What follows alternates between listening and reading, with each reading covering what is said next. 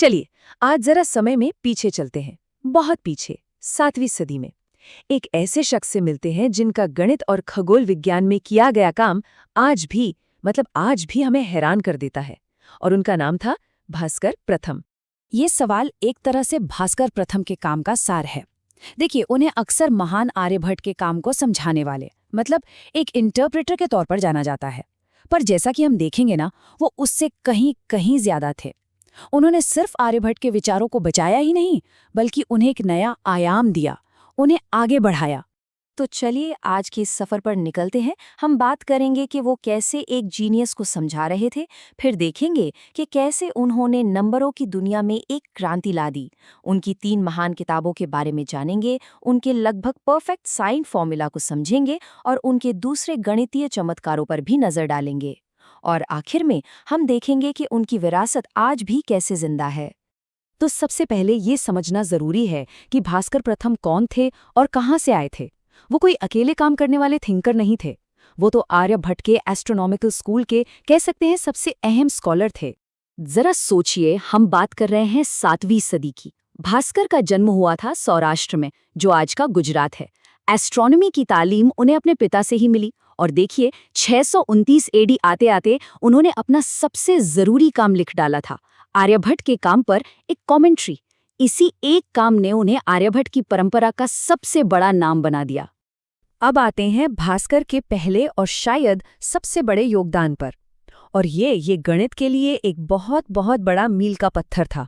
क्या था वो? ये था डेसिमल सिस्टम का, यानी दशमलव प्रणाली का साइंटिफिक कामों में पहली बार साफ साफ इस्तेमाल। उससे पहले सोचिए जरा, नंबरों को शब्दों में लिखा जाता था। जैसे 1 लिखना हो तो चंद्रमा, 2 के लिए पंख या आंखें और 5 के लिए इंद्रियां। कितना मुश्किल रहा होगा, है ना? तो भास्कर वो पहले इंसान थे जिन्होंने साइंटिफिक राइटिंग में ब्राह्मी अंकों का इस्तेमाल शुरू किया। और हाँ, इसमें 0 के लिए एक छोटा सा गोला भी शामिल था। सच पूछिए तो ये एक इनकलाब था। और मजे की बात यह है कि ये कोई इत्तेफाक नहीं था। वो ये जानबूझकर कर रहे थे।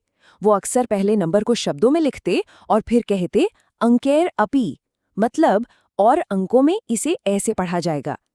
ये एक पुरानी मुश्किल प्रणाली से एक नई और कहीं ज्यादा बेहतर प्रणाली की तरफ एक सोचा समझा कदम था। तो सवाल उठता है कि हमें भास्कर के बारे में ये सब पता कहाँ से चला?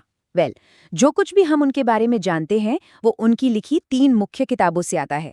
और ये किताबें उनकी जबरदस्त प्रतिभा और उस जमाने के ज्ञान की गहराई का सबूत हैं। तो ये 3 किताबें हैं। पहली महाभास्करीय, फिर लघु भास्करीय, और तीसरी जो शायद सबसे ज्यादा अहम है वो है आर्यभट्टीय भाष्य। ये असल में आर्यभट्ट के काम पर उनकी मशहूर कमेंट्री थी। और इसी किताब में उन्होंने न सिर्फ आर्यभट्ट के गणित के आइडियाज को समझाया, बल्कि उसमें अपने खुद के कमाल के आइडियाज भी जोड़े। अब बात करते हैं उस चीज की जिसके लिए भास्कर प्रथम आज भी जाने जाते हैं, और वो है उनका साइन फंक्शन के लिए दिया गया एक लगभग परफेक्ट फॉर्मूला। ये इतना सटीक था कि यकीन करना मुश्किल है। और उस जमाने के हिसाब से तो ये एक असाधारण, मतलब एक्स्ट्रा ऑर्डिनरी अचीवमेंट थी। तो ये है वो फॉर्मूला। देखने में शायद थोड़ा कॉम्प्लिकेटेड लगे, पर ये अविश्वसनीय रूप से पावरफुल था। सोचिए, उस दौर में एस्ट्रोनॉमर्स को बड़ी बड़ी थकाऊ टेबल्स पर निर्भर रहना पड़ता था। इस फॉर्मूले ने उन्हें सीधे सीधे साइन की वैल्यू कैलकुलेट करने की ताकत दे दी। और देखिए उनकी महानता, भास्कर ने इसका क्रेडिट खुद नहीं लिया, बल्कि आर्यभट्ट को दिया।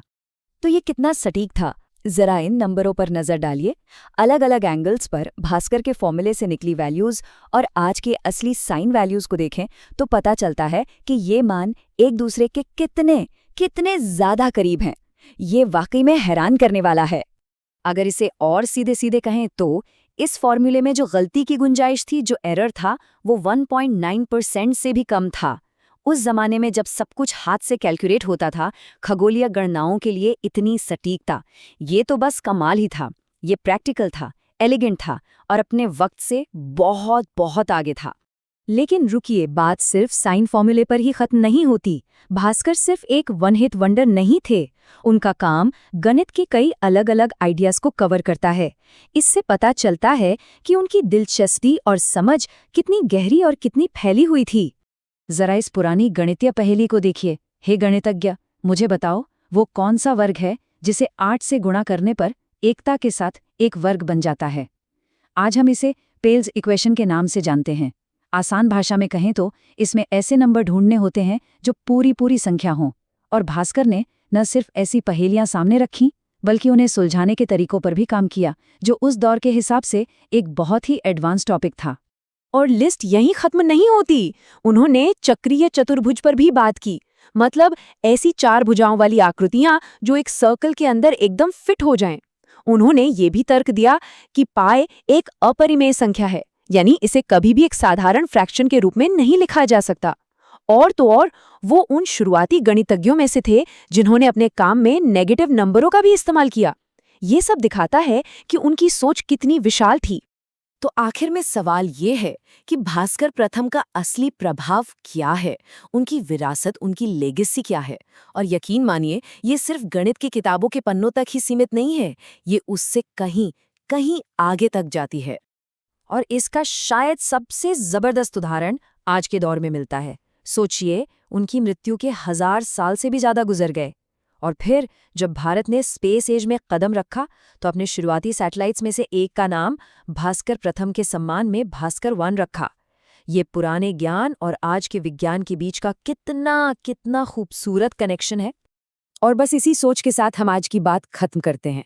भास्कर प्रथम जैसे जीनियस हमें याद दिलाते हैं कि साइंस और मैथ्स का इतिहास ऐसे न जाने कितने ही छिपे हुए सितारों से भरा पड़ा है, जिनका काम आज भी हमारी दुनिया को चला रहा है, उसे आकार दे रहा है। ये हमें सिखाता है कि कभी-कभी हमें सतह के नीचे झांक कर देखना चाहिए और उन गुमनाम हीरो को खोजना चाहिए।